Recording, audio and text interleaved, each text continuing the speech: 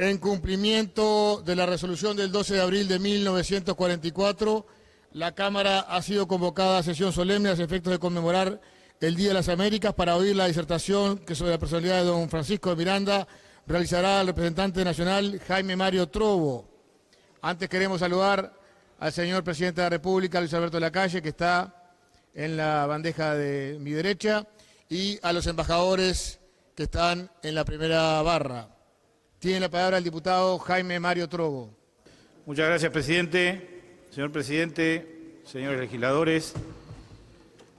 Francisco de Miranda ha sido un grande de las Américas, cuya figura increíblemente hasta el día de hoy no ha sido tenida en cuenta desde 1944, año en que la Cámara de Representantes resolvió conmemorar el Día de las Américas, homenajeando a un grande de nuestras tierras.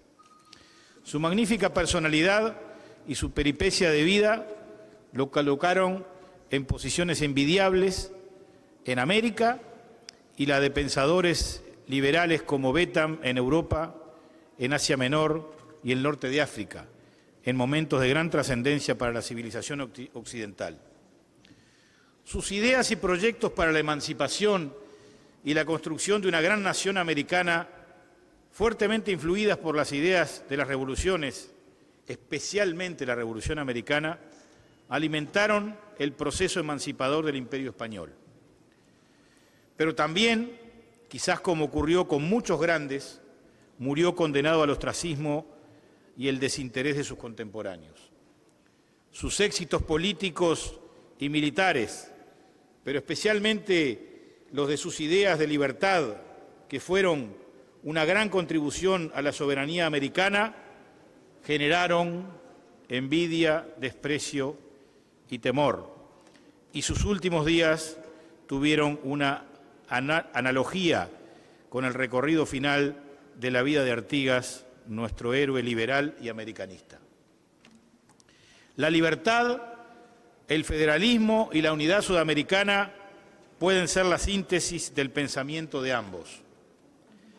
El freno al poder central, a la repetición del modelo monárquico imperial de España luego de la emancipación y la valoración superior del derecho natural de los individuos fueron pautas de su pensamiento. Los proyectos de Miranda en relación a la emancipación americana no se limitaban a la sustitución del poder del Imperio español en estas tierras, sino que estaban diseñados a partir de una visión transformadora, a la vez que afirmativa, de la centralidad del ser humano, del individuo en ejercicio de sus libertades, en los procesos políticos posteriores al corte de las amarras con la dominación. Y por el contrario de lo que fue ocurriendo, su propósito iba mucho más allá de la mera sustitución de la sede del poder e incluso de las estructuras de gestión del mismo. Iba a una nueva fórmula política para las tierras sudamericanas. Miranda persiguió una formación continua. Su apertura al conocimiento, a los idiomas y las lecturas de las obras maestras le ayudaron a consolidar una personalidad que puede considerarse única. La reconocen quienes los definen como el primer americano universal. Formó su personalidad metódica y disciplinadamente en las más variadas ramas del saber. En palabras del propio Francisco de Miranda, conocemos su programa sobre el plan de su existencia. Dice Miranda: con este propio designio he cultivado de antemano con esmero los principales idiomas de la Europa que fueron la profesión en que desde mis tiernos años me colocó la suerte y mi nacimiento. Todos estos principios, que aún no son otra cosa, toda esa simiente que con no pequeño afán y gastos se ha estado sembrando en mi entendimiento por espacio de 30 años que tengo de edad, quedaría desde luego sin fruto ni provecho por falta de cultura a tiempo. La experiencia y conocimiento que el hombre adhiere, visitando y examinando personalmente, con inteligencia prolija el gran libro del universo, las sociedades más sabias y virtuosas que lo componen, sus leyes, su gobierno, agricultura, policía, comercio, arte militar, navegación, ciencias, artes, etcétera, es lo que únicamente puede sazonar el fruto y completar en algún modo la obra magna de formar un hombre sólido. Él conoció las principales lenguas de Occidente, por lo menos 6, traducía del latín y del griego. La curiosidad de Miranda era insaciable. Durante 4 años, entre 1785 y 1789, Miranda emprendió un largo viaje a través de Europa. Luego de sus 18 meses de estadía en los nacientes Estados Unidos de América del Norte. Gracias al diario que llevaba, dejó tal vez la más completa información sobre el siglo de las luces, hasta merecer ser considerado el mejor memorialista de su tiempo. Escribe efectivamente un diario completo y minucioso de sus impresiones y de su empleo del tiempo durante esos 4 años, anotando todo lo que ha visto, oído y aprendido. Ha recorrido Europa en calidad de viajero y de investigador. Hay periódicos en Londres que se refieren a él como un hombre ilustrado y amante de la libertad de Sudamérica. Visita parte de Holanda, Prusia, casi toda Italia y Grecia, recorriendo y conociendo numerosos sitios de interés histórico, religioso, artístico o social. Pasa al Asia Menor y al Imperio Turco. Y antes de fines de 1786 se encuentra en Rusia, donde hace amistad con el príncipe Potemkin, favorito de Catalina, la emperatriz, quien lo invita a visitar Crimea con él. En Kiev, el 14 de febrero de 1787, es presentado a Catalina, que hace de él uno de sus predilectos, y le autoriza a usar el uniforme del ejército ruso. Visita Moscú y San Petersburgo, y con cartas de presentación para los diplomáticos rusos en Viena, París, Londres, La Haya, Copenhague, Estocolmo, Berlín y Nápoles, sale de Rusia a mediados de 1787. Pasa por Finlandia y llega a Estocolmo, donde es recibido por el rey de Suecia, Gustavo III, en agosto de ese año. Sigue a Oslo y Copenhague. Mientras tanto, el gobierno de Madrid hace vigilar a Miranda, cuya extradición se propone pedir. Continúa de viaje por Hamburgo, Bremen, Holanda, donde se hace llamar señor Merov. Va luego a Bélgica, Alemania, Suiza y el norte de Italia.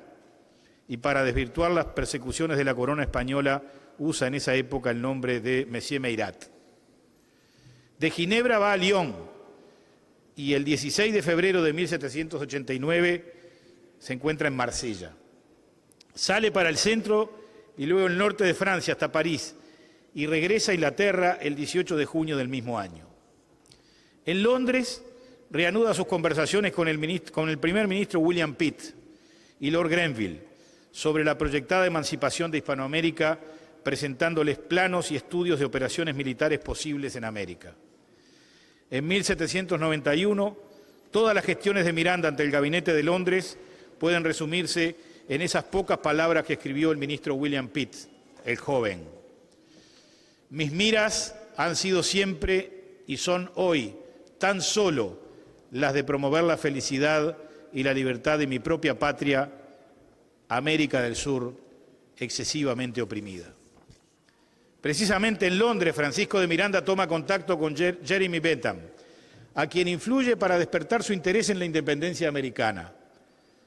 Se puede arriesgar que Miranda estuvo muy ligado al nacimiento de la Escuela de los Radicales Filosóficos, que es como se llamó la escuela utilitarista de Bentham en los tiempos de su máxima influencia, en el segundo tercio del siglo XIX. Es notoria la influencia del radicalismo filosófico inglés y la importancia del liberalismo templado de los utilitaristas en el desarrollo de las nacientes repúblicas del sur de Río Grande. Miranda fue el nexo de la relación entre Bolívar y Bentham. Bolívar y Bentham se mantuvieron en una relación de gran intensidad hasta la muerte del Libertador en el segundo decenio del siglo XIX. En una de sus proclamas, Francisco de Miranda expresa con meridiana claridad conceptos que en lo esencial nosotros compartimos y superan las visiones que lo ubican como un héroe más de la independencia americana, incluso de menor o relativo valor e importancia que otros.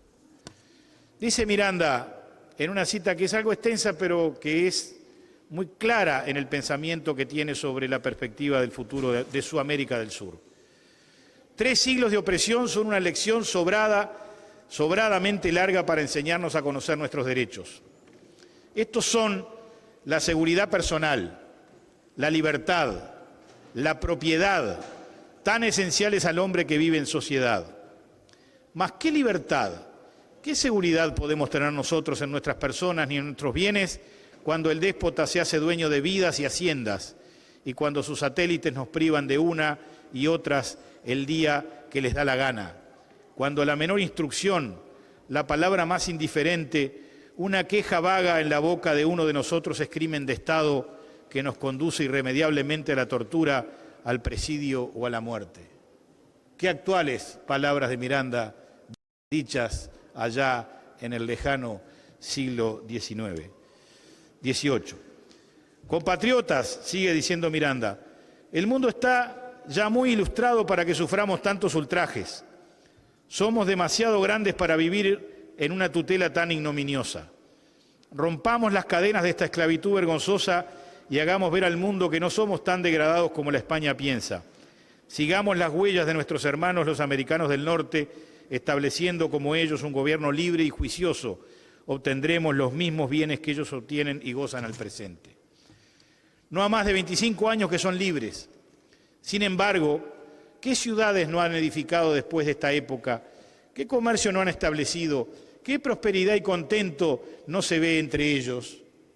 Y nosotros, más numerosos, habitando un suelo rico, sufriendo lo que ellos nunca sufrieron, ¿quedaremos siempre en la miseria, en la ignorancia y en la esclavitud?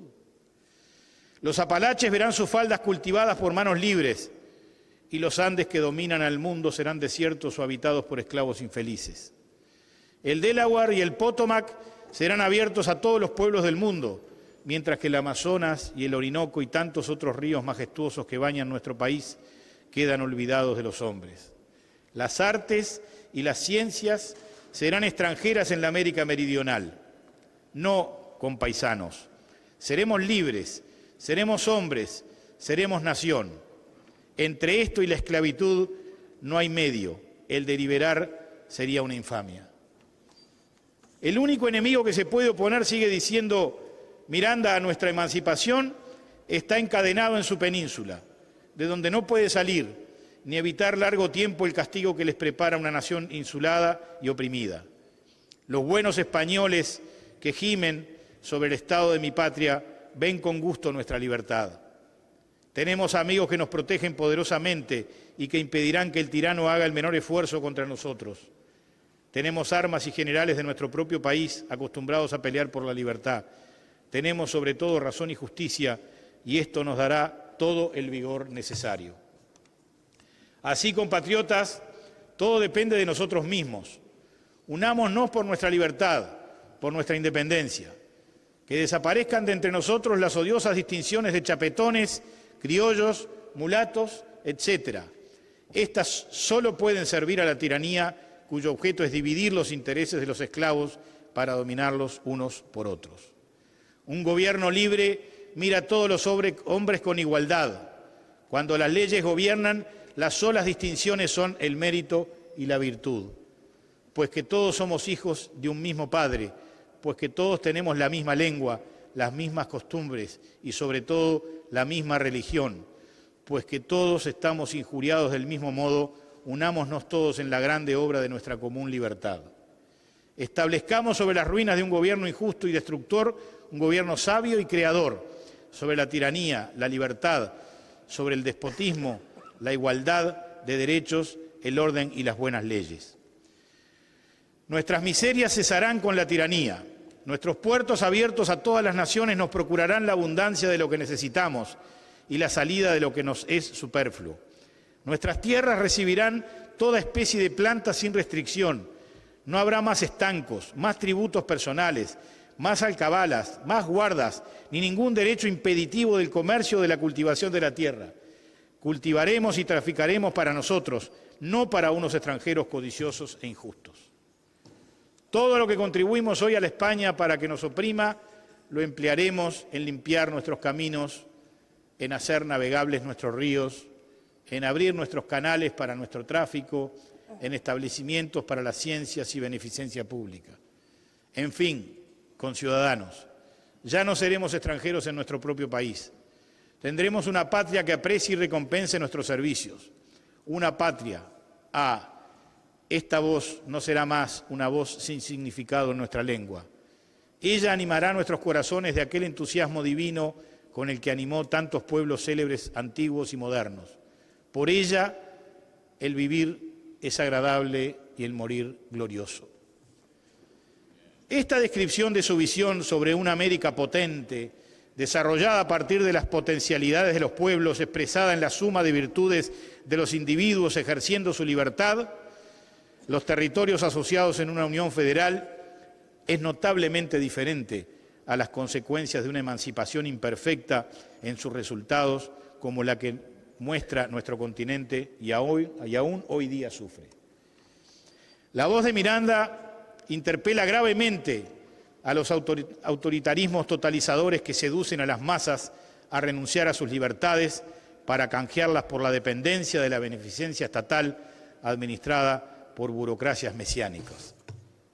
Miranda, desde su pensamiento libertario, interpela ejemplos contemporáneos de caudillismos redentores y con tristeza los vemos hoy día tan vigentes como en autoritarismos cercanos. Miranda es el único personaje del que se tenga noticia que haya participado en las tres grandes revoluciones políticas en que se alumbró la edad contemporánea.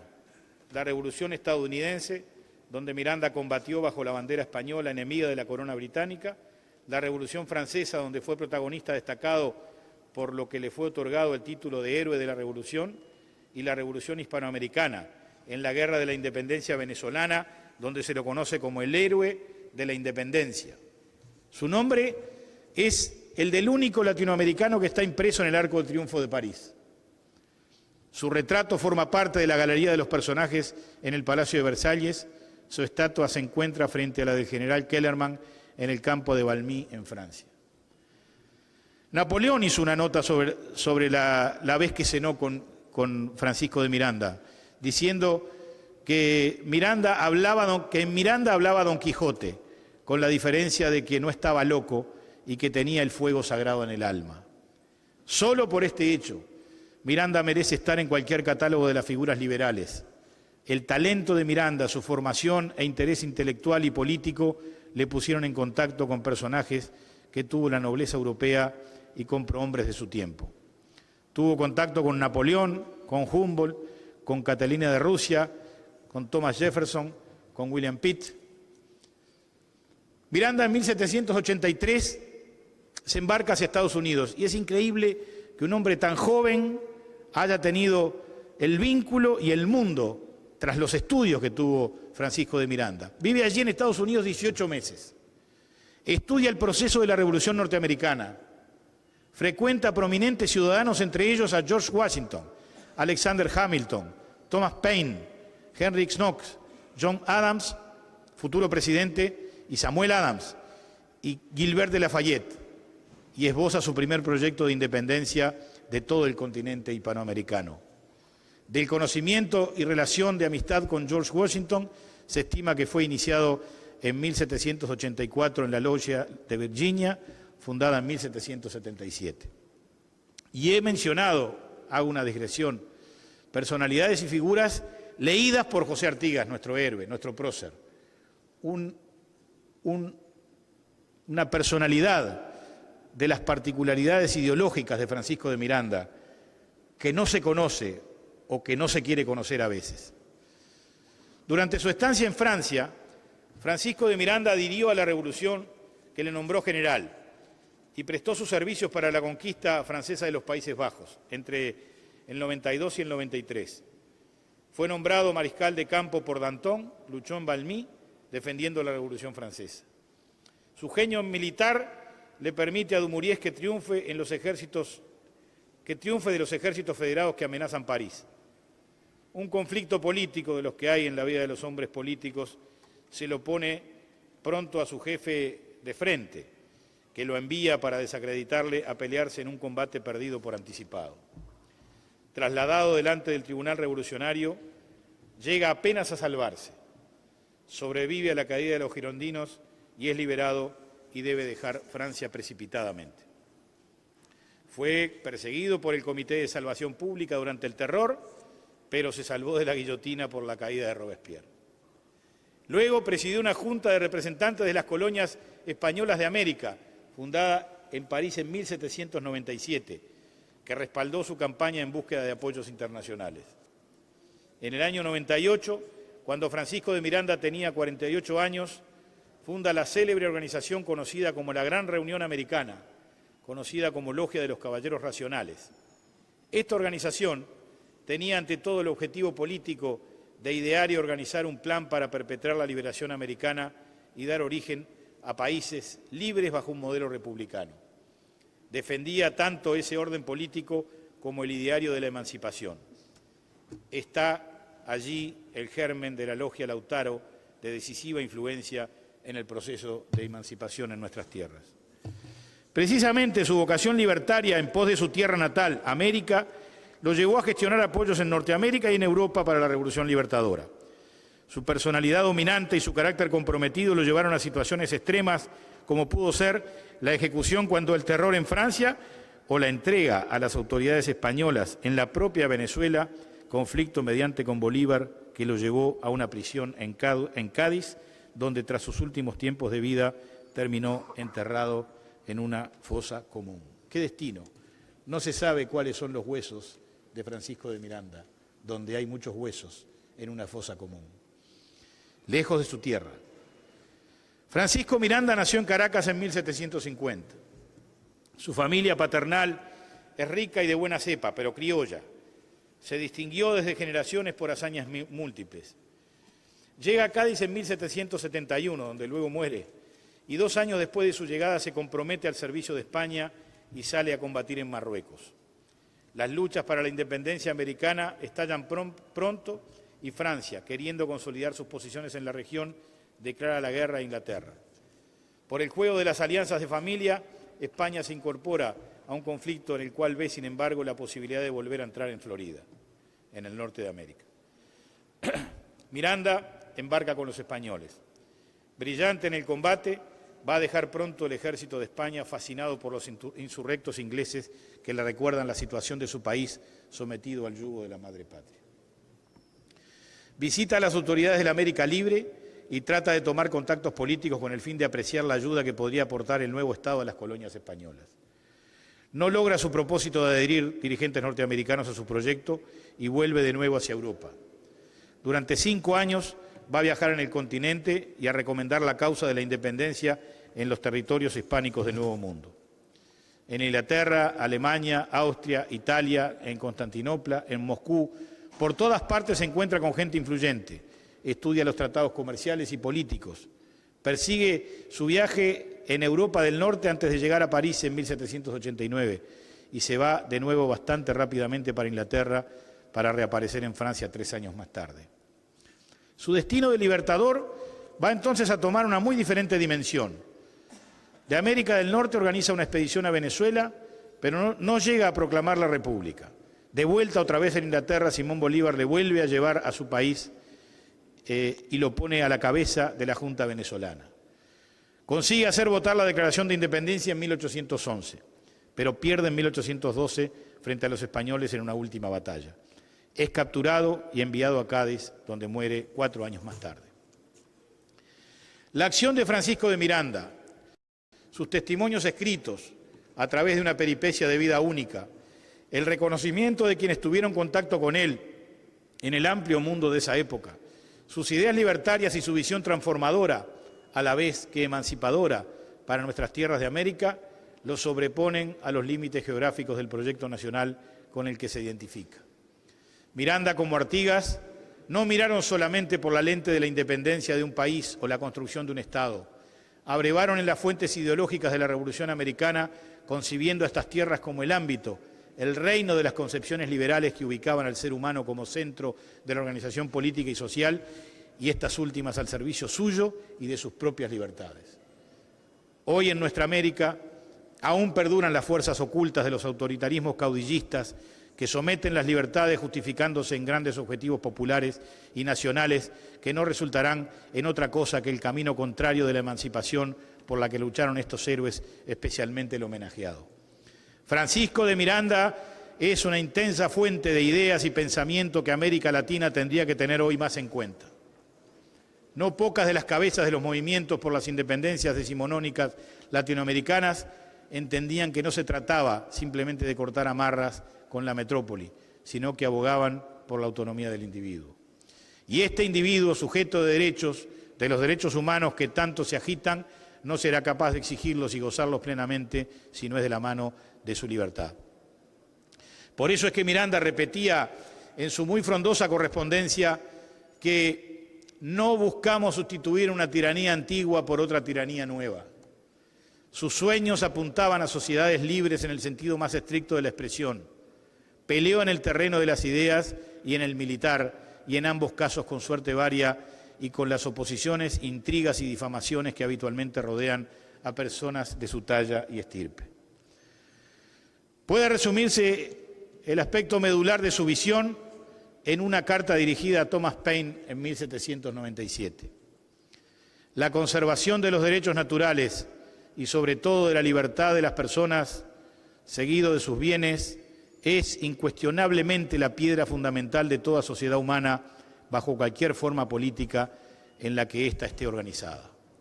Qué bien vendría hoy, señor presidente, señores legisladores, qué bien vendría hoy en día en muchos rincones de América y especialmente en su Venezuela natal, un haz de luz del pensamiento de Francisco de Miranda. Muchas gracias. Gracias.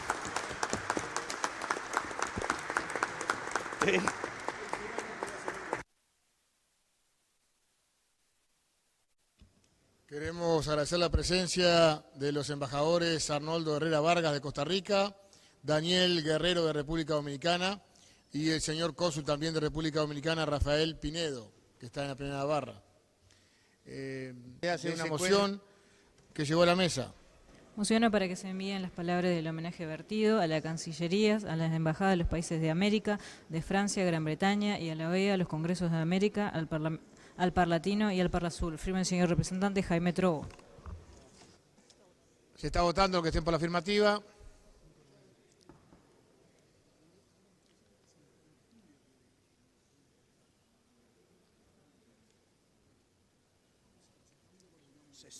En 60. 60 en 60, unanimidad. No habiendo más temas, se levanta la sesión.